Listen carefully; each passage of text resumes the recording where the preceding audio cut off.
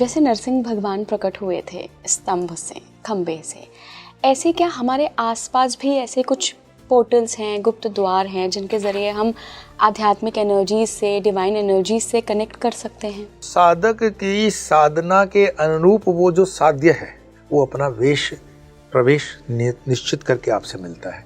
प्रत्येक साधक की जो अनुभूति होती है अध्यात्म की, वो दूसरे साधक जैसी नहीं होती है। क्या हमारे अंदर वर्तमान में वो विश्वास कम हो गया है या है ही नहीं, या वो शरणागति नहीं है, या कहीं से एक डाउट आता है? जो लोग ये कंप्लेन करते हैं ना कि मैं तो दिन भर जी भगवान को बुलाता रहता हूँ, मुझे तो इतना दुख दे रहे हैं भगवान, फिर भी नहीं आते हैं भगवान, ना कोई मदद भेजते हैं। मैं गारंटेड दे देता हूँ, कर्म करने से कृपा होगी, आपके लक्षण ठीक रखो, लक्ष्मी आएगी। आपके घर लक्ष्मी नहीं है, आपके ठीक समझना, परिवार में लक्षण किसी का ठीक नहीं है, आपका भी नहीं होगा तो ही हो रहा है। और कृपा नहीं हो रही है तो कर्म कहीं पे आपका ठीक नहीं है, कर्म ठीक करो, हो जाएगा। इसमें कोई जादू टोना मंत्र मंत्र साधना कुछ नहीं लगता। फिर गुरुजी आजकल जो ये चल रहा है कि प्रेत अंदर हैं, भूत अंदर हैं, ये सच में होते हैं या ये साइकोलॉजिकल होता है? प्रेत हैं, इसमें कोई डाउट नहीं है। प्रेत क्यों है? प्रेत है, हाँ। सनातन ने इसने बहुत अच्छी व्यवस्था दी है, साइंटिफिक व्यवस्था है। अब तो विज्ञान भी मानता है। हमारे पास अन्नमय शरीर है, मनोमय शरीर है, ज्ञानमय, विज्ञानमय, आनंदमय, 5 शरीर। तो एक शरीर आपने अन्नमय को जला दिया तो उसका मनोमय शरीर क्या हुआ? आप जब गरुड़ पुराण पढ़ोगे तो उन शरीरों को पिक्टोरियल दिया गया है, आपको समझने के लिए वो समझा रहा है बस।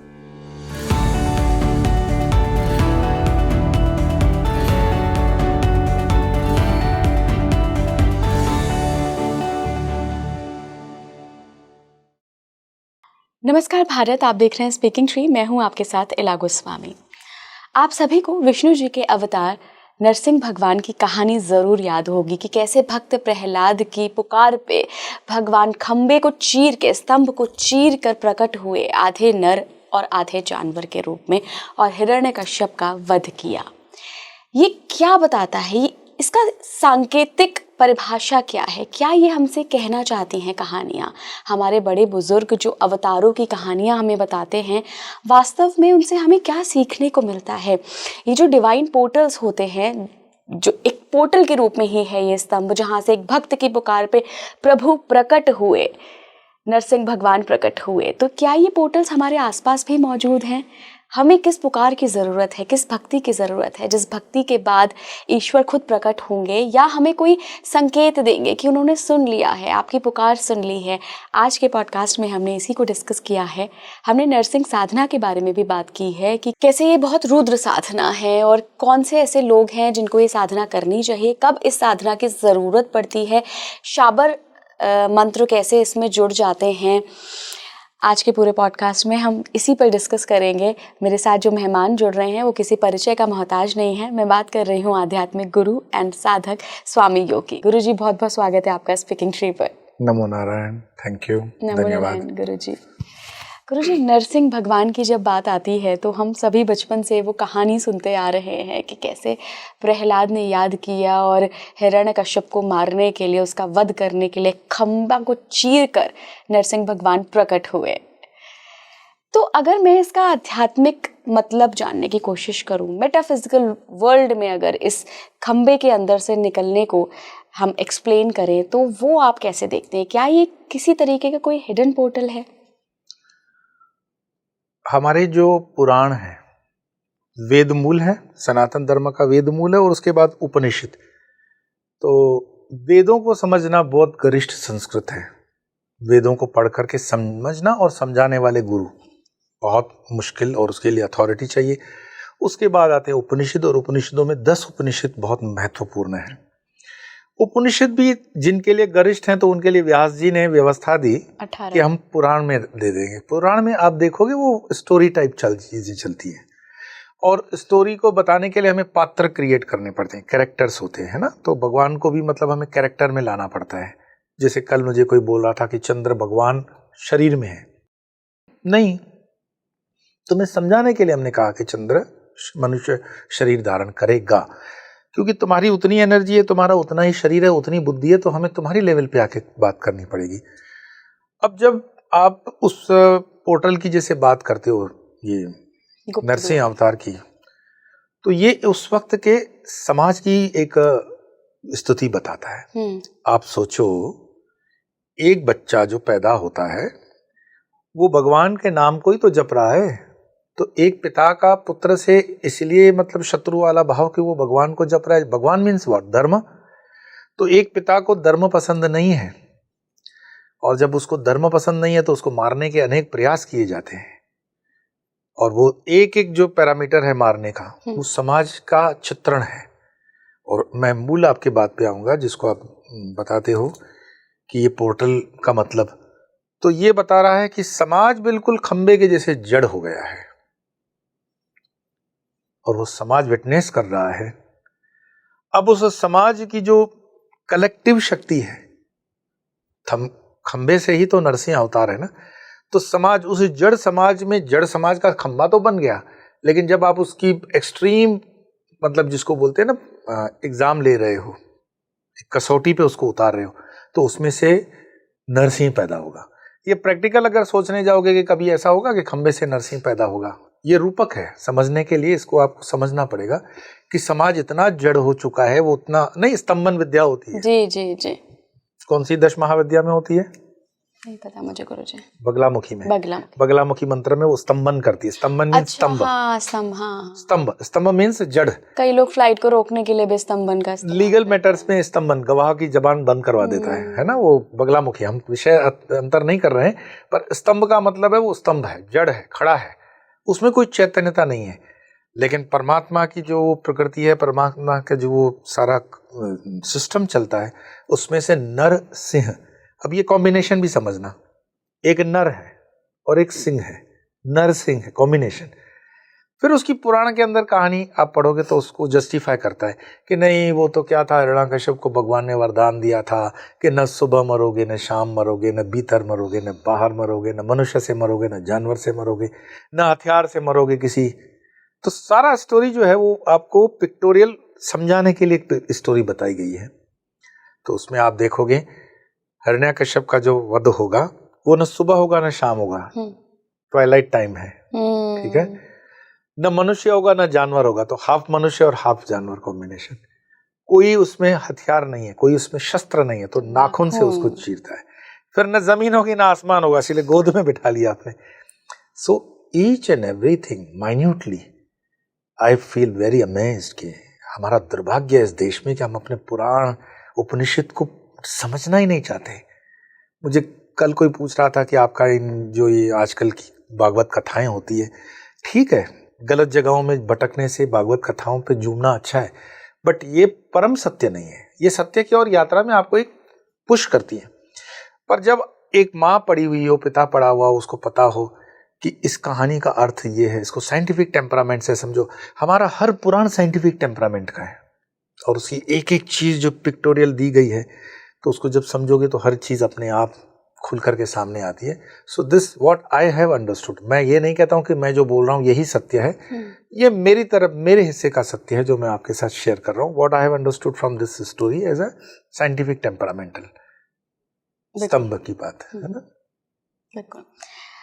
गुरुजी, जैसे नरसिंह भगवान प्रकट हुए थे स्तंभ से, खंबे से, ऐसे क्या हमारे आसपास भी ऐसे कुछ पोर्टल्स हैं, गुप्त द्वार हैं, जिनके जरिए हम आध्यात्मिक एनर्जी से, डिवाइन एनर्जी से कनेक्ट कर सकते हैं?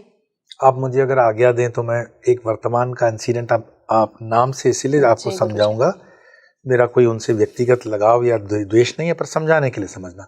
आपको एक समय याद होगा कि देश के अंदर हवा चली थी, बहुत भ्रष्टाचार, बहुत भ्रष्टाचार, बहुत भ्रष्टाचार, और जड़वत जनता हो गई थी। पर्टिकुलर गवर्नमेंट के खिलाफ मतलब काफी जांच चली, और उस जड़ समूह के अंदर से एक साधारण सा व्यक्ति टोपी वाला निकलता है, जिसको हम अन्ना हजारे बोलते हैं। ये स्तंभ से निकली हुई चेतना। आज उनका कोई मतलब रोल नहीं है, तो हम भूल भी गए होंगे उस चीज को। चलो, ये वर्तमान से आए। वही सेम चीज आप देखोगे कि अंग्रेजों के जमाने में भारत का समाज जड़ है, पूरा अत्याचार हो रहा है, हमारे संसाधन, हमारी एजुकेशन सिस्टम, ब्ला ब्ला ब्ला, सारी चीजें हो गई। अब उस जड़ समाज के अंदर से एक चेतना उठती है जिसको हम गांधी के नाम से जानते हैं। तो ये पोर्टल्स है। परमात्मा के आने के रास्ते वो अनेक बना लेता है। वो कहीं से कुछ भी बना सकता है, वो कहीं से भी जागरण कर सकता है। वो दक्षिण अफ्रीका के अंदर नेल्सन मंडेला से भी स्वरूप दे सकता है। तो अभी हम क्योंकि मनुष्य हैं तो मनुष्य के, हमारे पास तो कोई ऐसा हमने वरदान लिया नहीं कि सुबह ना होगी, शाम ना होगी, जानवर ना होगा, मनुष्य ना होगा। तो हम मनुष्य हैं, तो वो हमसे अगर बात करेगा तो कौन से स्वरूप में बात करेगा? आप किसी को पूछो, साधक को, बहुत साधना कर रहा है हनुमान जी की, तो उसको अगर आप पूछेंगे कि हनुमान जी अगर आपके सामने आएंगे तो कैसे आएंगे, या जिनको स्वरूप का प्रतीति हुआ है उसको पूछो कैसा स्वरूप था, तो लगभग आपको वो वही स्वरूप बताएगा जिस फोटो की या जिस पिक्चर की वो आराधना पूजा कर करते रहा हैं। है ना। तो भगवान जानते हैं, वो ऊर्जा जानती है कि भाई ये इसी को ही समझ पाएगा। अगर मुझे आपसे बात करनी है, मैं हिंदी में बात कर रहा हूं, तो मैं उसके अल्फाबेट्स भी तो क ख ग ही लिखूंगा, फ्रेंच के तो नहीं लिखूंगा। तो साधक की साधना के अनुरूप वो जो साध्य है, साधक की साधना के अनुरूप जो साध्य है, जिसको हम साधना कर रहे हैं, वो अपना वेश प्रवेश निश्चित करके आपसे मिलता है। इसीलिए इष्ट जो होता है, हमारे भीतर का जो इष्ट है, वो इष्ट की धारणा से हमें अनुभूति होती है। वास्तव में आपकी अनुभूति दूसरे की अनुभूति से मैच नहीं करेगी। प्रत्येक साधक की जो अनुभूति होती है अध्यात्म की, वो दूसरे साधक जैसी नहीं होती है, वो अलग होगी, बिल्कुल होनी चाहिए। इस प्रकृति में दो पत्थर एक जैसे नहीं है, दो पेड़ के पत्ते एक जैसे नहीं है, फूल एक जैसे नहीं है, तो आपकी अनुभव की जो यात्रा है वो सेम नहीं हो सकती है। हाँ, गलत नहीं है, पर थोड़ी सी उससे भिन्न रहेगी। और यही जो हम कहते हैं ना कि आप दूसरे से अलग कैसे हो, आपकी शक्ल किसी दूसरे से नहीं मिलती है ना, लक्षण जो भी है, खान पान रहन सहन, कुछ ना कुछ दो भाई बहनों में फर्क आता है, जुड़वाओं में फर्क आ जाता है। सो साधक ने जो साधना की, उसको उस इष्ट ने उसी तरह का दर्शन दिया। वो कभी तुलसीदास जी के इसमें आता है, कहानी आती है कि वो कहते हैं कि मैं तो राम जी के अलावा किसी के आगे प्रणाम नहीं करूंगा। आपको पता है वो मंदिर भी है, तो जहाँ कृष्ण है वो धनुर्धारी राम बन जाते हैं। क्यों? ये गलत नहीं है, सही है। और ये प्रामाणिकता है कि भगवान अपने भक्त का मन रखने के लिए कर सकते हैं। और ये भी पोर्टल है, आप इसको भी मान सकते हो कि ये प्रवेश द्वार है जी।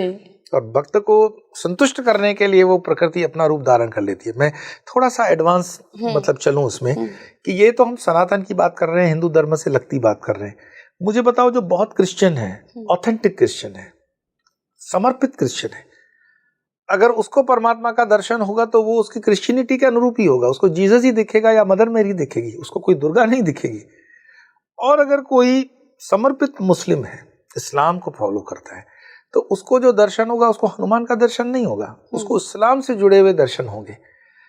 अब हम उसमें प्रेजुडाइज हो जाते हैं कि जो सत्य है वो इतना सा, हमारा जो है ना घोड़े के यहाँ आसपास लगा के हम दौड़ते हैं, तो उतना हमारा सत्य रह जाता है, लिमिटेड। गुरुजी, एक अंग्रेज़ अपनी कहानी बताते हैं। मध्य प्रदेश में उनकी वाइफ थी और उनको शायद से लड़ने के लिए कहीं बाहर भेजा गया था। मुझे एग्जैक्ट वो कहानी याद नहीं आ रही, पर मैं आपको जिस्ट बताऊंगी। तो क्या हुआ, शायद वो अफ़गानिस्तान गए थे लड़ने के लिए। तो हुआ ये कि वहाँ से कोई खबर नहीं आई और ये परेशान थी, जो उनकी वाइफ थी, अंग्रेज़ थे दोनों, ये परेशान थे यहाँ पर। तो इनको किसी ने बोला कि पड़ोस में ये शिव मंदिर है, आप वहाँ जाके शिव जी से प्रार्थना करिए। अब वो रोज़ जाती थी, शिव जी से प्रार्थना करती थी कि मेरे पति के बारे में कुछ आप बता दीजिए, कहाँ हैं। वो जब व्यक्ति अंग्रेज़ लौट कर आया तो उसने अपनी वाइफ को बताया कि मैं तो मर जाता, एक जटाधारी पता नहीं बाबा साधु कहाँ से आया और उसने मेरे को उस मुसीबत से निकाला। तो देखिए, वो अंग्रेज़ थी, वो हिंदू तो थी नहीं, वो सनातन धर्म को भी फॉलो नहीं कर रही थी। शिव को उन्होंने माना, शिव को की उन्होंने आराधना की, और शिव उस स्वरूप में जाकर उनको दर्शन देते हैं और बचाते हैं। तो धर्म तो यहाँ पे गुरुजी मैटर ही नहीं करता है। मैं इसका प्रमाणिक एक आपको सत्य घटना बता देता हूँ, ये सच है, ये कहानी भी सच है। ये कहानी सच है। मैं उन दोनों, अभी तो वो शरीर में नहीं है, रामकृष्ण मठ मिशन की वुमन ऑर्गेनाइजेशन है श्री शारदा मठ जी, और उनकी पिछली जो अध्यक्षा रही माननीय और हमारे पूज्य अमल प्रणा माता जी, दक्षिण शरीर था, बहुत अच्छी साधक, यतीश्वरानंद जी की शायद वो डिसाइपल थी। मेरे से बहुत पुत्रवत मैं उनका था और वो माँ तुल्य मेरे लिए, तो बहुत एक्सपीरियंसेस शेयर करते थे। शारदा मठ में जब स्थापना हो रही थी वलसाड़ की, तो हम बहुत हमारे स्थान को वो आदि मठ कहते थी, अब तो खैर काफ़ी कैडर चेंज हो गया। तो कुल मिलाकर के हमारी बात चल रही थी कि ये यात्राएं होती हैं क्या। तो उन्होंने कहा कि हमारे पास एक साधक आया ऑस्ट्रेलिया से, ऑस्ट्रेलियन सर, शरीर ऑस्ट्रेलियन, संस्कार ऑस्ट्रेलियन, भाषा ऑस्ट्रेलियन। तो उन्होंने कहा कि मैं आपके पास आया हूँ, मेरे माताजी का शरीर शांत हो गया है और उन्होंने मुझे कुछ मतलब मैसेज दिया है और कुछ संपत्ति जैसी कुछ होगी वो मुझे आपके यहाँ डोनेट करना है। तो बोले विशेष कारण, आप कहीं हमसे जुड़े हुए हो? बोला नहीं नहीं, हम जुड़े हुए नहीं हैं। लेकिन ऐसा हुआ कि मेरी माँ बहुत बीमार थी आईसीयू के अंदर और मतलब भगवान को बहुत प्रे कर रही थी। तो जब वो प्रे कर रही थी तो रोज मतलब वो देखती, जब वो प्रे करती तो एक सफेद साड़ी के अंदर लेडी आती और उनके सर पर हाथ रख करके उनको सहलाती और उनको बड़ा रिलीफ आता और फिर वो सो जाती और बीमारी मतलब जैसे होता है ना, दुख से डिटैच्ड हो गए। तो वो बताती थी कि कोई इंडियन लेडी है वो, और हमारा इंडियंस के साथ कोई विशेष संबंध नहीं है। फिर उन्होंने ही खोज खबर करके मतलब कहा कि बेटा ये इस तरह की लेडी है, सफेद साड़ी पहनती है। और मैं स्टोरी को बड़ा लंबा ना करूं, इन शॉर्ट उन्होंने शारदा माँ का चित्र देख लिया, बोला वो यही लेडी है। और वो जब मठ में गए, रामकृष्ण मठ मिशन होगा ऑस्ट्रेलिया में, तो उन्होंने बताया कि ये तो शारदा माँ है। तो उन्होंने बोला आई डोंट नो शारदा माँ वगैरह, पर ये ही लेडी आती थी, मेरे सर पे हाथ रखती थी, मुझे रिलीफ करती थी। और अगर कालांतर में चल करके उनको, मैंने कहा ना पूर्व जन्म की यात्राएं होती है, तो पूर्व जन्म में होगा उनसे उनका संबंध, और वो अपनी पुत्री के पास आ रही थी और उनको रिलीफ दे रही थी। और वो उनके साथ इतनी अटैच हुई, अमल प्रणा माता जी के अनुसार मैं बता रहा हूँ, कि उनके पुत्र उनके शांत होने के बाद कारण सर वो लेडी इंडिया नहीं आ पाई होगी, तो पुत्र को कहा कि बेटा ये दक्षिणेश्वर में मन है इनका स्थान शारदा मठ, ये मेरा जो भी है संदेश वगैरह। तो अमल प्राणा जी ने ये प्रत्यक्ष अनुभव बताया। आप जो बता रहे हो ना कि अंग्रेज वाली कहानी बताई, ऐसे नीम करोली बाबा की भी एग्जाम्पल है ना। नीम करोली बाबा के मतलब वो बैठे हुए हैं और सैनिक उनके जो शिष्य हैं वो लड़ रहे हैं बॉर्डर पर, और बाबा जब उठते हैं तो उनके कंबल के अंदर की कहानी कुछ बता दी है, तो वहां पर उनको गोलियों की बौछार कर दी गई थी, और बाबा जब उठते हैं तो बड़े कर्राते हुए उठते हैं, और वहां सैनिक जिसको गोलियां लगी है वो जिंदा उठता है वहां पर। बहुत प्यारी कहानी है, अगर उसको डिटेल में समझोगे तो। नीम करोली बाबा तो अभी की कहानी है ना, कोई बहुत पुरानी नहीं है। तो संतों के जीवन में ये होता है। और संत जब मैं कहूँ तो हर आध्यात्मिक व्यक्ति जो भी है वो संत में जो सरल हो गया, साधु हो गया, मार्ग पे चल पड़ा। तो ये सब चीजें हैं, तो ऊर्जा भी काम करती है इन चीजों की। और भगवान अपने भक्त के लिए क्या नहीं कर सकता है, नथिंग इज इम्पॉसिबल, वो सब कर सकता है। गुरुजी, जिस हिडन पोर्टल गुप्त द्वार की मैं बात कर रही हूँ, अगर कलयुग के रेफरेंस में उसको समझें तो कई बार ऐसा होता है, जो आपने भी अभी 2-3 कहानियाँ बताई, मैंने कहानी बताई, कि ज़रूरी नहीं है कि ईश्वर खुद साक्षात उसी रूप में प्रकट हो। कई बार आपको हेल्प कहीं से भी मिल जाती है। वो हिडन पोर्टल आपके लिए वो दूसरा कमरा भी बन सकता है, वो कैफेटेरिया भी बन सकता है। हो सकता है आप ट्रेन में यात्रा कर रहे हों, गिरने वाले हों, कोई हाथ पकड़ के खींच ले, तो वो भी एक तरीके का हिडन पोर्टल हो सकता है। अनेकों ऐसे एग्जाम्पल्स होते हैं जहाँ पर मैं जो एग्जाम्पल बता रहा हूँ, ये स्टोरी कई बार रिपीट भी हुई है मीडिया के अंदर भी, कि एक छोटा बच्चा जो था वो स्कूल जाता है, तो बीच में एक सुनसान जगह पड़ती थी, है ना। तो माँ को पता था कि माँ वो जगह मुझे प्लेजेंट नहीं लगती, और घर में लाला की सेवा रही होगी, तो माँ कहती है कि तुम ऐसा काम करो ना, लाला को साथ में ले जाया करो या लाला को बुला लिया करो तो वो आ जाएंगे। माँ ने उसको सिर्फ एक सांत्वना देने के लिए वो बात कही थी। माँ की खुद की भी आस्था उतनी नहीं होगी, लेकिन बाल सुलभ हृदय है। अब भक्त का जो हृदय होता है साधक का, अगर वो प्योर है तो देखो वो पोर्टल की जो आप बात करते हो वो अपने आप में फॉर्म में आ जाता है, स्वरूप में आ जाता है। अब ये बच्चा जब वापस से जाता है अपने गुरुकुल या पाठशाला या स्कूल जो भी, तो जहां पर आता है तो वहां पर वो जोर की आवाज लगाता है कि काना काना कहाँ हो तुम। और देख रहा है कि वो काना अपने 8 साल का बच्चा आ गया मस्ती में झूमते हुए बांसुरी लेकर के। वो बोलता है क्या हुआ, तो बोले मुझे डर लग रहा है। बोले चलो मैं छोड़ देता हूँ। अब बच्चा खुशी खुशी स्कूल जाने लगा और उसकी कंप्लेंट बंद हो गई जो रोज की होती थी। माँ अब अनायास एक दिन माँ पूछती है कि बेटा अब जब जाते हो तो अब डर नहीं लगता है? बोले नहीं, जो तुमने बताया वो बिल्कुल काम कर गया। बोले मतलब? बोले मैं आज पहुंचता हूँ और फिर आवाज दे देता हूँ कि काना काना कहाँ हो तुम, वो आ जाता है। तो ये अनुभव आप क्या बोलोगे, एक सरल हृदय बालक का जो अनुभव है, ऐसा जो आपने बताया स्टेशन के ऊपर, पायलट बाबा के जीवन में भी ये अनुभव है कि उनके गुरु जब कॉकपिट के अंदर आते हैं, अब तो युद्ध का थोड़ा माहौल है, तो कॉकपिट के अंदर दो पायलट की जगह होती जी। नहीं है, वो सिंगल चल रहे थे। हाँ। और ये रियल स्टोरी उनके जीवन की जुड़ी है, आप उसको वेरीफाई भी कर सकते हो और इट्स ऑन रिकॉर्ड। तो पायलट बाबा जब युद्ध, पाकिस्तान भारत का युद्ध है या चाइना भारत का युद्ध है, तो उसमें वो रडार से निकल गया, रडार से उनकी कनेक्शन टूट गई। ओहो। तो इंडियन एयरफोर्स ने मान लिया कि खत्म हो गया, ये हमारे रडार से निकल गया, अब जो होना है वो हो जाए। इतने में फिर वापस से प्लेन अपने रडार पे आकर के लैंड कर जाता है बेस पर, और बेस पर एक संत नुमा व्यक्ति भी निकलता है। वो ऑफिसर भी सोचते हैं कि अंदर से ऐसा कौन सा व्यक्ति निकला, काइंड ऑफ और अंदर से एक आदमी होना चाहिए। बट उस समय जो माहौल था, किसी ने उस पर रेज ही नहीं किया कि क्या बात हुई, कैसे। और फिर वो जब मैस में बैठे हुए हैं तो उनके कलीग्स उनसे पूछते हैं कि आप कैसे बच गए, आपका तो रडार से चला गया था।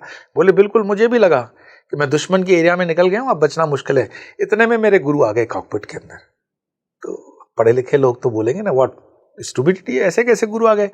तो फ्रॉम नोवेयर, ये वो सिद्ध पुरुष हैं, फ्रॉम नोवेयर कैन कम। अवतार बाबा, महाअवतार बाबा जी के विषय में भी यही चीजें, फ्रॉम नोवेयर ही कम्स। ये अनुभव जिनके हैं उनके हैं। तो इनके गुरु आ गए और उनको बताया कि जैसे मैं कहता हूँ वैसे ले चलो प्लेन को, एंड देन थिंग्स चेंज। और वो बेस पे उतरते हैं। बेस पे उतरते महाअवतार बाबा, पायलट बाबा आ जाते हैं मैस में। बाबा जी फिर से फ्रॉम नोवेयर में चले गए। तो जब मैस में ये बात हो रही थी, बोले वी डोंट बिलीव ऐसा होगा। देन पायलट बाबा को याद आता है, बोले वेट, वो जब भी मेरे पास मिलने आएंगे ना, तो मुझसे वो 1 रुपए का वो सिक्का लेते हैं। उन्होंने कल 1 रुपया नहीं लिया है, इसका मतलब वो वापस 1 रुपया लेने आएंगे। सो अभी तक स्टोरी बंद नहीं हुई है। And then it happened so कि पायलट बाबा के पास गुरुजी आते हैं और कहते हैं कि कल मैंने तुम्हें यहाँ छोड़ा, वो 1 रुपया भूल गए भाई, लाओ। और वो जो विटनेस देखने वाले हैं, और ये चेंज पायलट बाबा के जीवन में आई कि इतना संकट के अंदर गुरु ने मुझे बताया। Then he is coming to संन्यास। He was a best pilot actually. 2 युद्ध लड़ चुके हैं पायलट बाबा, अभी शरीर में नहीं, 2 साल पहले ही शांत हुए हैं। बहुत उच्च कोटि के संतों की कभी कमी नहीं रही है। मैं बताऊं, रियलाइज्ड, जो जैसे मैं हमेशा, मेरा पेटेंट एक लाइन है कि लोग कहते हैं ना आजकल अधर्म बहुत बड़ा है, आजकल पुण्य पाप ये वो ब्ला ब्ला चीजें हैं। तो मैं हमेशा कहता हूं कि जैसे मानो कृष्ण के जमाने में जो ऑक्सीजन का रेशो है, वही रेशो आज भी है। जो धर्म का रेशो है वो आज भी है, अधर्म का भी सेम है। तो संतों का भी सेम है। आपकी दृष्टि ठीक रखो, आपको मिलेगा। आप सिर्फ मीडिया के ये 15-20 बाबाओं के ऊपर, करोड़ बाबाओं का निर्णय लेते हो, तो हिमालय की कंदराओं में तपस्या करने वाले आज भी हैं। मेरे बहुत अच्छे मित्र कहो, गुरु भाई कहो, ये हैं तपस्यारत है, और जिनको कुछ पड़ी हुई नहीं है ना। कभी कभी हमें भी आश्चर्य लगता है कि ठीक है, गुरु आदेश से हम मीडिया वगैरह में हैं तो हैं, but end of the day the truth is कि संत तब भी थे, धर्म तब भी था, आज भी है, और वो रहने वाला है, और ये एक्सपीरियंसेस भी रहने वाले हैं। गुरुजी, जिस प्रकार भक्त प्रहलाद ने अपने इष्ट को, विष्णु को याद किया, जो करुण पुकार थी, वो जो एक श्रद्धा का भाव था, एक सरेंडर, एक शरणागति का भाव था, ऐसे जो पायलट बाबा की आप कहानी बता रहे हैं कि उनका अपने गुरु पे इतना विश्वास था कि वो हवा में उड़ रहे, रडार से आउट हो गए, और विश्वास था आएंगे और बचाएंगे मुझे। क्या हमारे अंदर वर्तमान में वो विश्वास कम हो गया है, या है ही नहीं, या वो शरणागति नहीं है, या कहीं से एक डाउट आता है? जो लोग ये कंप्लेन करते हैं ना कि मैं तो दिन भर जी भगवान को बुलाता रहता हूँ, मुझे तो इतना दुख दे रहे हैं भगवान, फिर भी नहीं आते हैं भगवान, ना कोई मदद भेजते हैं। हम जिन परिस्थितियों में हैं, देश काल परिस्थिति और पात्र, हमारी स्वयं की द फर्स्ट पैरामीटर जजमेंट का क्या होना चाहिए। आप कोई भी निर्णय लोगे, उसके लिए आपको जजमेंट के लिए जो फर्स्ट पैरामीटर लगता है वो है पात्रता। अगर आपकी पात्रता, सपोज करो उसको वजन में हम तोलें कि 250 मिलीलीटर की है, तो मैं कितना भी उसमें अमृत डालूं तो 250 मिलीलीटर से ज्यादा नहीं आएगा। गुरु कितनी भी कृपा कर ले, वो जितना ज्यादा डालेगा गिर जाएगा। लेकिन अगर आपकी पात्रता 1 लीटर की है तो 1 लीटर रखोगे। सबसे बड़ी बात है, आपको कृपा पाना है तो कर्मों से कृपा होती है और लक्षणों से लक्ष्मी होती है। 2 चीजें आपने ठीक कर ली, मैं गारंटेड दे देता हूं। कर्म करने से कृपा होगी, आपके लक्षण ठीक रखो, लक्ष्मी आएगी। आपके घर लक्ष्मी नहीं है, आपके ठीक समझना, परिवार में लक्षण किसी का ठीक नहीं है, आपका भी नहीं होगा, तो ही हो रहा है। और कृपा नहीं हो रही है तो कर्म कहीं पे आपका ठीक नहीं है, कर्म ठीक करो, हो जाएगा। इसमें कोई जादू टोना मंत्र मंत्र साधना कुछ नहीं लगता। कर्म ठीक, कृपा होगी, लक्षण ठीक, लक्ष्मी होगी। अब जो अनुभव लोग कहते हैं कि हम इतनी साधना कर रहे हैं, इतना नाम जप कर रहे हैं या इतना स्मरण कर रहे हैं तो भगवान की कृपा नहीं हुई। पहली बात, नाम की साधना कर रहे हो ये कंपैरेटिवली दूसरों के तो कृपा हुई कि नहीं हुई, कि नाम साधना तो कर रहे हो। बिल्कुल। लेकिन हमने अपने टर्म्स एंड कंडीशन लगा रखे हैं कि 1.25 लाख के बाद भगवान को दर्शन देना ही है, 10 लाख पे देना है, 11 लाख पे देना है। भगवान ने कोई अनुबंध नहीं किया हुआ है। मैं जब सन्यास की हमारी बात चल रही थी तो सन्यास में विरजा होम के पहले, जब विरजा होम होगा तो पिंडदान हो जाएगा, तो उसके पहले आपको वो गुरुदेव आदेश करते हैं रात के 12 बजे तक कि जितनी गायत्री मंत्र करना है कर लो, फिर गायत्री मंत्र चेंज हो जाएगा। फिर हमारा सन्यास गायत्री मंत्र होगा तो आप पहले वाली गायत्री जितनी कर सकते हो कर लो, तो जो भी होगा वो मतलब बैलेंस ठीक हो जाएगा, हो गया पूर्व का। तो एक जो सच्ची बात है, ये दक्षिण के एक बहुत रॉयल फैमिली के जो सन्यास लेने गए, उस गायत्री मंत्र के बहुत बड़े उपासक थे। बहुत गायत्री मंत्र की, उनको लगा कि अब सिद्ध होगा, अब सिद्ध होगा, वो सिद्ध हुआ ही नहीं मंत्र। उन्होंने विरक्ति से आकर के कहा कि छोड़ो ये सब कुछ काम का नहीं, और वो सन्यास लेने चले गए। सन्यास का सारा क्रम हो गया और रात के जब मध्य रात्रि में उनका विरजा होम के बाद दीक्षा होगी हंस मंत्र के अंदर, तब गुरुदेव ने उनको कहा कि तुम गायत्री मंत्र कर लेना, आखिरी गायत्री होगा। उन्होंने कहा जब अभी तक गायत्री सिद्ध नहीं हुई तो अब क्या होगा। उन्होंने एक ही माला की और माँ गायत्री प्रकट हो गई। बोले वत्स तुम्हारा आज अनुष्ठान पूरा हो गया। अरे बोले माँ जीवन भर आपकी साधना की। बोले ऐसा नहीं था, मुझे पता है कि तुम्हारी कितनी बाकी थी, पर जितना बाकी था वो आज पूरा हुआ, तो मुझे भी कर्म के अधीन आना ही पड़ा तुम्हारे पास, ये तुम्हारा कर्म है, अब मांगो। बोले अब क्या, अब तो सन्यास में आ गया हूं मैं। होता पहले तो वैभव वगैरह मांग लेता। तो इन शॉर्ट ये चीजें हैं, गुरुजनों के मुख से हम सुनते हैं सारी चीजें, कोई मीडिया में आएगी या आपके चैनल पे आएगी या प्रिंट मीडिया में आएगी तो ही सत्य, ऐसा नहीं। तो पात्रता सबसे बड़ी बात है। भगवान सबके लिए वो एक मतलब जिसको बोलते हैं ना, पक्षपात नहीं करते हैं। गीता के अंदर वो श्लोक में कहते हैं ना कि दूसरे अध्याय के अंदर अर्जुन पूछते हैं, स्तुति प्रज्ञ से का भाषा समाधिस्थ केशव स्तुति किम प्रभाषित किम आसित किम रजित किम। ये साधक, स्तुति प्रज्ञ साधक का लक्षण बताओ, कृष्ण को कहते हैं। तो वो कहते हैं कि जो गर्मी से भी विचलित ना हो, सर्दी से विचलित ना हो, नीचे बैठे तो कुछ नहीं, न मिले तो नहीं, सारे लक्षण दूसरे अध्याय में बता दिए। तो परमात्मा के लक्षण क्या है? परमात्मा जैसे आप नास्तिक हो, आप नहीं मानते हो, बोलो मंदिर नहीं जाऊंगी, तो क्या सूर्य ने आपको खड़े होकर कह दिया कि आज से प्रकाश बंद है आपका? नहीं, वो देगा। लोग कहते हैं कि नहीं हम पर्टिकुलर धर्म के मानने वाले हैं, है ना, हम लोग फैनेटिक, तो क्या वो दूसरे धर्म के लिए सूर्य बंद हो जाता है, चंद्रमा बंद हो जाता है? क्या बारिश नहीं बरती? क्या धरती उसके लिए नहीं है? तो ये जो प्रकृति है ये तटस्थ है, आप मानो ना मानो उससे कोई फर्क नहीं पड़ता। आपको एक मौका मिला है, ये कर्म भूमि है, वैसे तो ये मृत्यु लोक है, तो उसमें हमेशा मैं कहता हूं अगर ये मृत्यु लोक है तो मतलब कहीं अमृत लोक भी है, तभी तो उसको मृत्यु लोक कहने में आया ना। तो फिर अमृत लोक कहाँ है बताओ? तो फिर वो 15वें अध्याय में भगवान कृष्ण अपना एड्रेस बताते हैं। हम जाना ही नहीं चाहते, वो तो एड्रेस बताते हैं। न तद्भासयते सूर्यो न शशांको न पावक यद गत्वा न निवर्तन्ते तद्धाम परमम मम। वो मेरा धाम है जहाँ पर सूर्य के प्रकाश की आवश्यकता नहीं, जहाँ पे चंद्र की ये छटा की मुझे आवश्यकता नहीं, वो स्व से प्रकाशित है। तो पूरा उसमें विवरण देते हैं, एड्रेस देते हैं। लेकिन हम क्या करते हैं कि गीता के भी जो मंत्र है सटासट सुन रहे हैं या बोल रहे हैं without entering into it. Gita पढ़ना और गीता को पचाना, समझना, दैट इज डिफरेंट। सेम साधना साधक की। तो भगवान आपके लिए उसमें कोई ऐसा नहीं है कि 3 घंटे वाले को पहले मिलेंगे, आधे घंटे वाले को बाद में मिलेंगे। मैं अगर इसी के ही समर्थन में कहूँ तो एक बार नारद जी के मन में अहंकार आ गया और विष्णु जी के पास चले गए। आप जिन नरसिंह अवतार की बात करें वो विष्णु अवतार है ना, तो विष्णु के खासम खास है नारद जी। तो नारद जी ने बोला कि प्रभु मैं आपका बहुत बड़ा भक्त हूँ। तो विष्णु जी ने बोला कैसे, प्रूव इट। तो बोले सारा दिन नारायण नारायण नारायण मैं करता रहता हूँ। तो बोले अच्छा, तो मतलब स्कीम में तुम मेरे सबसे बड़े भक्त हो, अगर मैं तुमसे बड़ा भक्त दिखा दूं? बोला हो ही नहीं सकता। कहाँ, मतलब उनका अहंकार जागृत हो गया। ये सात्विक अहंकार है, भक्ति का सात्विक अहंकार, लेकिन है। तो बोले कहाँ दिखाएंगे? पूरे 3 लोकों में कहीं नहीं है। बोले धरती पे ही दिखा दूंगा। बोले ओह मृत्यु लोक में? हो ही नहीं सकता, मनुष्य इतना आपका स्मरण कर ही नहीं सकता। बोले मैं दिखाता हूँ, वेश बदल ले। वेश बदल के आ गए, बोले यहाँ से देख।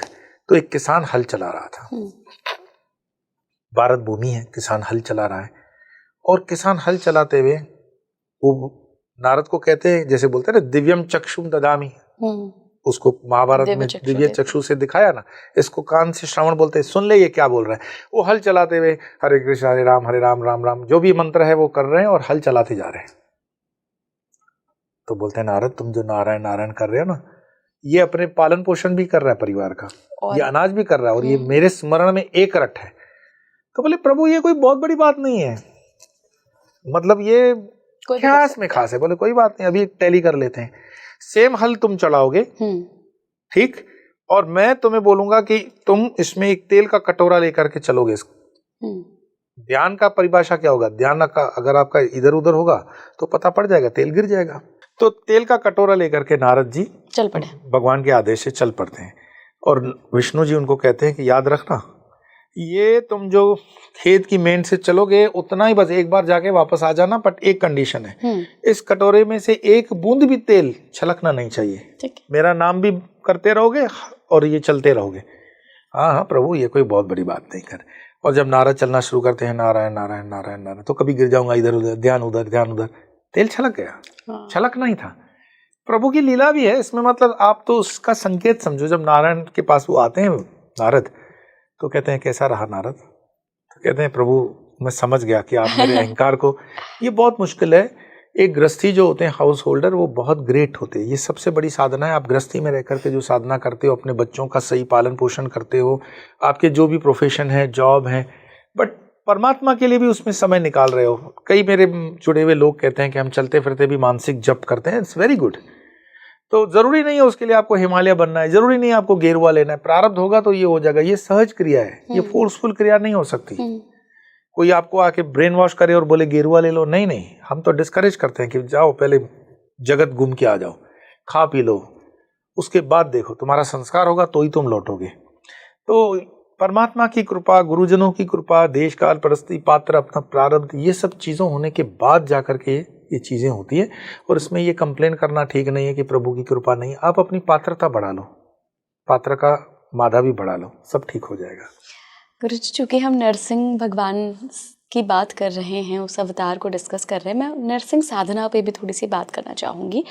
थोड़ी सी रौद्र साधना बताई है ये कि नरसिंह साधना हर किसी को नहीं करनी चाहिए, अंटिल आपका कोई ऐसा काम हो कि गुरु ने आपको बताया है कि आपको ये साधना करनी है नरसिंह भगवान की।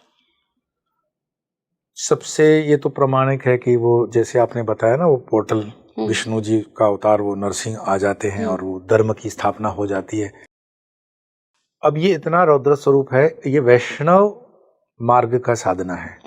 तो मैं आपको प्रमाणिकता से बताऊं, ये बांग्लादेश के अंदर वैष्णव संस्था का मंदिर तोड़ने वाली घटना हुई। तो बार बार आकर के वो विधर्मी मूर्ति तोड़ जाए, बार बार आकर के आग लगा जाए। तो आपस में तय किया गया कि क्या किया जाए। तो सारे सन्यासियों ने इस नरसिंह स्तोत्र का अनुष्ठान किया। और नरसिंह स्तोत्र का अनुष्ठान ऐसा किया कि अभी वर्तमान के भी बांग्लादेश में जब हमला हुआ उनके मंदिर पे, तो वो कुछ नहीं कर पाए थे। इतनी पावर, इतना पावर होता है। आप साधना कोई भी कर लो, मैं इसको हमेशा कलेक्टिवली बोलता हूँ, आप अपने जो सूटेबल एनर्जी है आपकी, जो शिव तत्व की है, विष्णु तत्व की है, वो आप तय करो, देवी तत्व है वो आप तय कर लो। आपने एक बार अपनी एनर्जी को समझ लिया, गुरु ने आपको गाइड कर लिया, उस तत्व की आपने साधना कर ली। जैसे हम बताते हैं कि ये 1000 दिन कष्ट के, तो उसमें आपको थोड़ा सा रौद्र कोई साधना लगानी पड़ेगी प्रोटेक्शन के लिए। थोड़ा अच्छे मटेरियल का, जैसे नहीं रेनकोट लेते हैं बारिश से बचने के लिए, तो एक प्रोटेक्शन लो। तो या तो आप भैरव साधना करोगे, तो भैरव थोड़ी रौद्र साधना जरूर है, लेकिन उसके आपको फायदे भी मिलते हैं। पंचमुखी हनुमान थोड़ी रौद्र साधना जरूर है, लेकिन उसके फायदे मिलते हैं।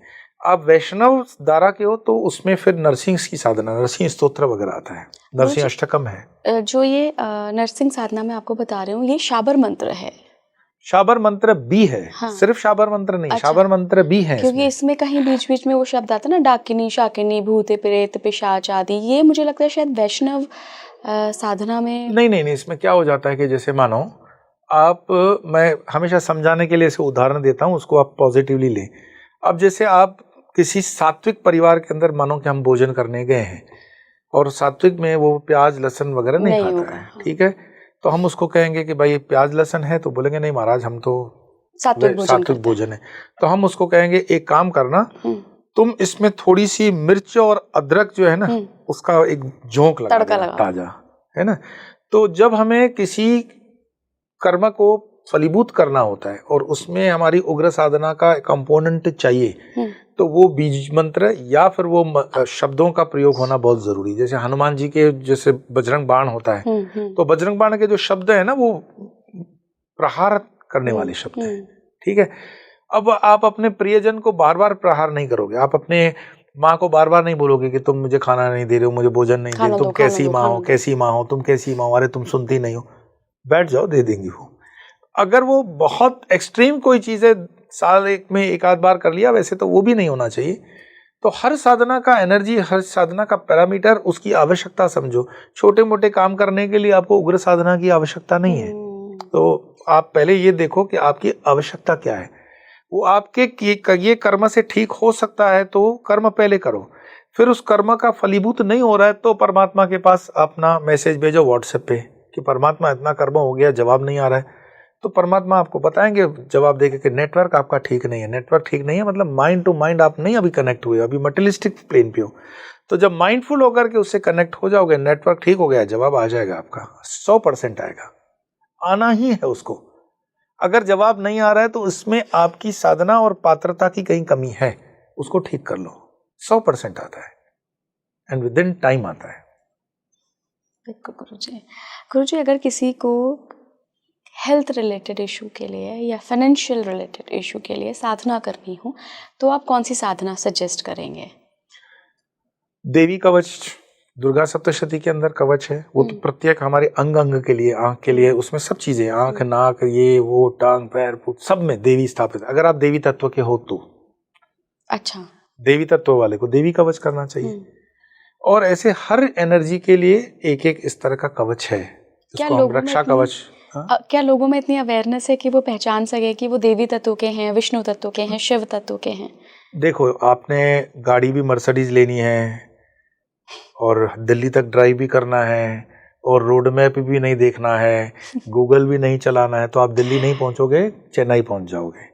जब आपने यात्रा का संकल्प लिया है तो ढंग से उसकी तैयारी करो। आप पिकनिक करने भी जाते हो तो 3 दिन पहले आपको होटल बुकिंग करते हो, उसका सब फूड वगैरह देख लेते हो, क्या फैसिलिटीज़ हैं वो चेक कर लेते हो।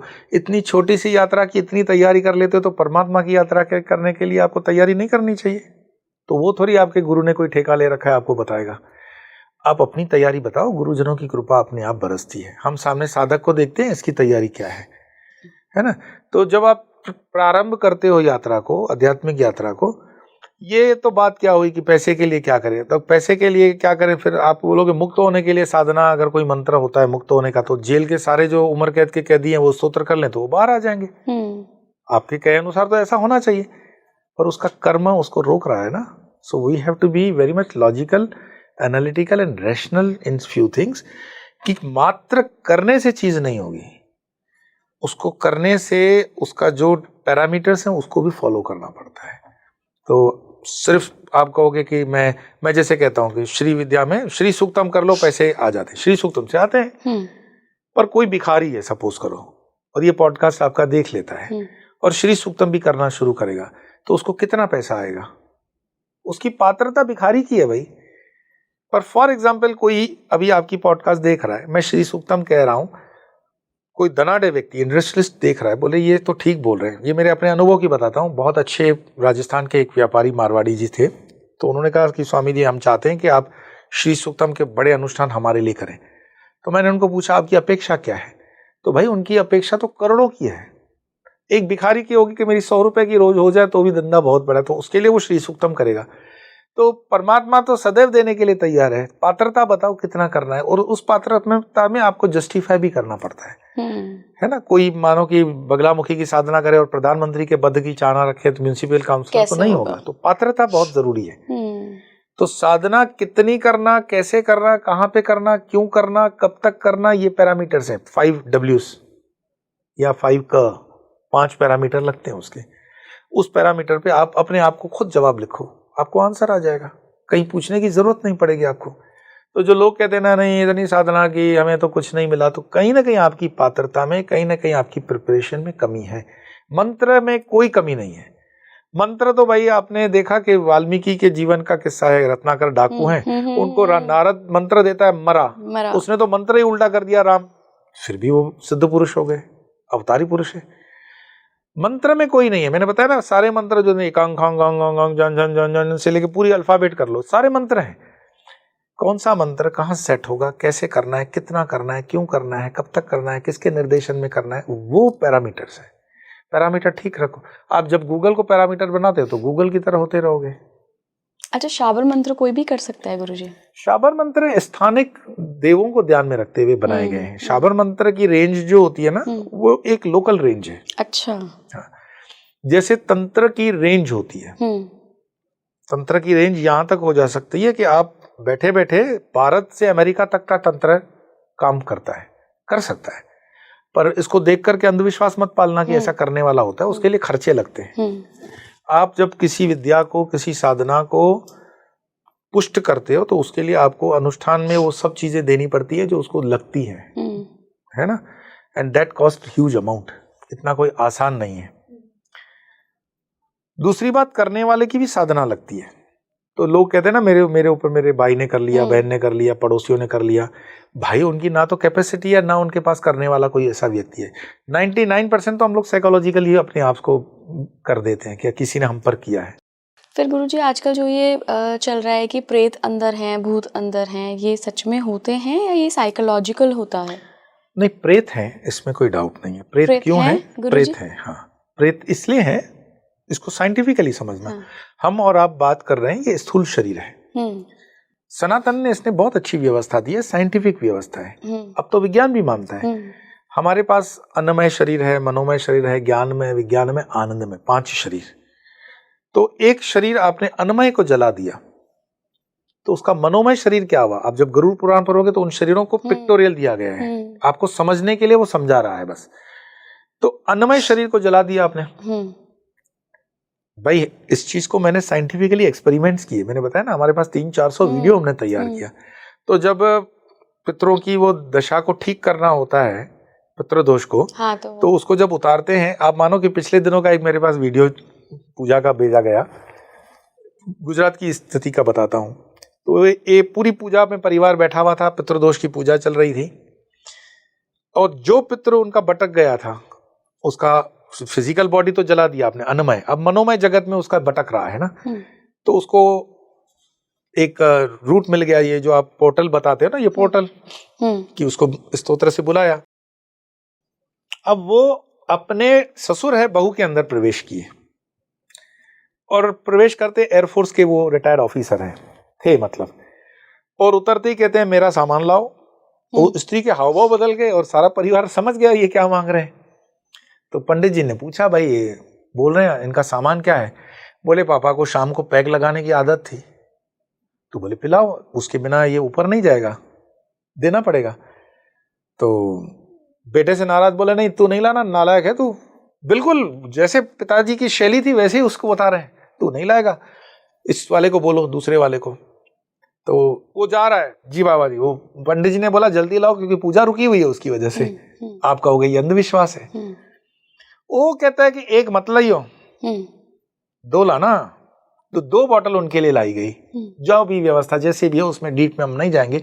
उनको वो तृप्त किया गया, उसके बाद भी वो बड़े बेटे से नाराज चल रहे हैं तो बात नहीं कर रहे हैं, फिर क्योंकि मोक्ष करवाना है पितर का, तो उसको वो फिर वो पंडित जी कहते हैं कि अब तो तुम्हारी तृप्ति, अब तुम मोक्ष के द्वार पे चल रहे हो, ये पूजा पाठ देख रहे हो तुम्हारी वजह से हो रहा है, तो चलो उनको आप खुशी होकर के आशीर्वाद दे दो। ये उंगली पकड़ करके, जो छोटी उंगली होती है उससे उनके साथ कम्युनिकेशन किया जाता है, ठीक है। वो कम्युनिकेशन से उसको बोलते हैं आप नाराज, क्योंकि पितृ नाराज हो गया तो उसकी तो मतलब काफी दुर्दशा हो रही थी। Then at last in bottom वो ठीक होते हैं, उसको आशीर्वाद देते हैं, पूरे परिवार को आशीर्वाद देते हैं, और फिर वो कभी भी पितृ आया है तो वो पानी ग्लास से नहीं पिएगा, खोबे में पिएगा ऐसे। अच्छा। ऐसे, हाँ, ये ऑन रिकॉर्ड, ऑन कैमरा मैं हजारों बार दिखा सकता हूँ आपको। जब पितृ तृप्त होता है तो उसको लास्ट में जल पिलाया जाता है, तो जल वो ऐसे पिएगा, और जल पीने के बाद ये लास्ट स्टेप होता है, वो तृप्त हो गया, अब फिर उसको मंत्रों से बोलते हैं कि अब ऊर्ध्व की यात्रा करो, चलो, और फिर उसको वो डिटैच करते हैं और उसको बेच देते हैं। अब आप पढ़े लिखे, मैंने इसमें साइंटिफिक टेम्परामेंट के लोगों को भी रोते हुए देखा है, बोले स्वामी जी मतलब अनबिलीवेबल, कैसी चीजें होती है। हमारे एक तो बिल्कुल फिजिक्स की फैकल्टी थी, उसके अंदर जब प्रवेश उसके देवर ने किया तो she was thrilled and she was atheist, उसका विश्वास नहीं और उसी के अंदर प्रवेश है। तो मैंने उसको पूछा कैसे लगा तुम्हें जब तुम्हारे अंदर प्रवेश हुआ, तो बोला मुझे ऐसे लगा कि मैं बिल्कुल पीछे खड़ी हूं और जैसे झूला घूमता है ना, गोल गोल गोल गोल, ऐसे में घूम रही थी। क्योंकि पढ़े लिखे इंसान को बताना भी आसान है। तो ये चीज़ें हैं, ये एक डायमेंशंस हैं, ये एक मार्ग हैं, और ये जो सनातन कहता है ये सारा अंधविश्वास या अधर्म नहीं है। हाँ, इसके नाम पर लोगों ने अधर्म और अंधविश्वास के जो कार्य किए वो भी उतना ही सत्य है, पर आप अपने विवेक बुद्धि से इस्तेमाल करो, आपका विवेक है, आपकी इन्फॉर्मेशन है, वो करो। तो अध्यात्म की यात्रा पे निकल रहे हो तो प्रिपरेशन ठीक रखो, है ना, आधी अधूरी प्रिपरेशन से मत चलो। फिर हर बार गाड़ी रोक के पूछोगे भाई ये दिल्ली जा रहा है रोड, तो हर बार कोई आपको यू टर्न करवाएगा, कोई सी टर्न करवाएगा, कोई left. Better go for right guide, right approach, right vehicle, Delhi पहुंच जाओगे। बिल्कुल बिल्कुल गुरुजी, डेफिनेटली। और मैं चाहती हूँ कि आज की हमारी इस बातचीत से लोग उस सही यात्रा पर आए, सही डायरेक्शन में अपनी आध्यात्मिक यात्रा को जारी रखें या शुरू करें। बहुत बहुत धन्यवाद गुरुजी जुड़ने के लिए। नमो नारायण। नमो नारायण। आपको कैसा लगा ये एपिसोड मुझे बताइएगा। क्या आप किसी भी तरीके की साधना में रहते हैं या साधना करना चाहते हैं, मेरे साथ अपने अनुभव ज़रूर शेयर कीजिएगा। जुड़े रहिए स्पीकिंग ट्री के साथ। नमस्कार।